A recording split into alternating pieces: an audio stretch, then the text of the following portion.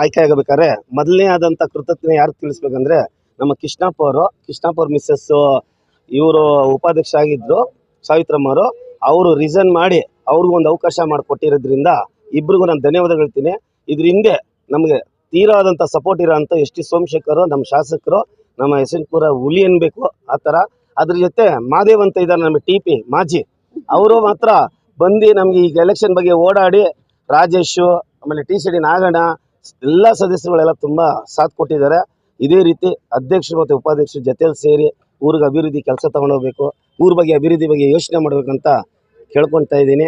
ಇದ್ರ ಜೊತೆ ಮುಖ್ಯವಾಗಿ ಕಗ್ಲಿಪುರ ಗ್ರಾಮ ಪಂಚಾಯತಿಲಿ ಇವತ್ತು ಒಂದು 20 ಕೋಟಿಗೆ ವರ್ಕ್ ನಡೀತಾ ಇದೆ. ಅದು ಇನ್ನೂ ಒಂದು 30 ಕೋಟಿ ವರ್ಕ್ ಮಾಡಿ ಓಬಿಚರಳ್ಳಿಲಿ ಸಂಧ್ಯಾರಾಣಿಯವರು ಇವತ್ತು ಉಪಾಧ್ಯಕ್ಷ ಆಗಿದ್ದಾರೆ. ಓಬಿಚರಳ್ಳಿಲಿ ಒಂದು UGD ವರ್ಕ್ನ ಅವ್ರ ಕೈಲಿ ಪೂಜೆ ಮಾಡಿಸೋಂಥ ಒಂದು ಕಾರ್ಯಕ್ರಮ ಇಕ್ಕೋಬೇಕಂತ ಇದ್ದೀವಿ, ಮಾಡಿಕೊಡ್ತೀವಿ. ಮೊದಲನೇದಾಗಿ ಪರ್ವೀಸ್ ಅಣ್ಣನ್ಗೆ ತುಂಬ ಹೃದಯದ ಧನ್ಯವಾದಗಳು ಹೇಳ್ತೀನಿ. ಯಾಕಂದರೆ ಅವರು ಮನಸ್ಸು ಮಾಡಿ ನಮಗೆ ಈ ಸಲ ಮತ್ತೆ ಸ್ಪರ್ಧೆ ಮಾಡೋದಕ್ಕೆ ಅವಕಾಶ ಮಾಡಿಕೊಟ್ಟಿದ್ದಾರೆ.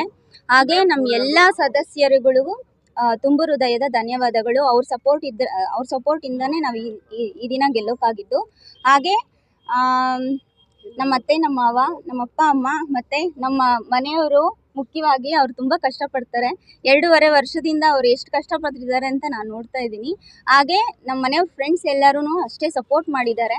ಈ ದಿನ ಇಷ್ಟು ಖುಷಿ ಪಡಬೇಕಾದ್ರೆ ಎಲ್ಲರ ಸಪೋರ್ಟಿಂದನೇ ಇಷ್ಟೆಲ್ಲ ಆಗಿದ್ದು.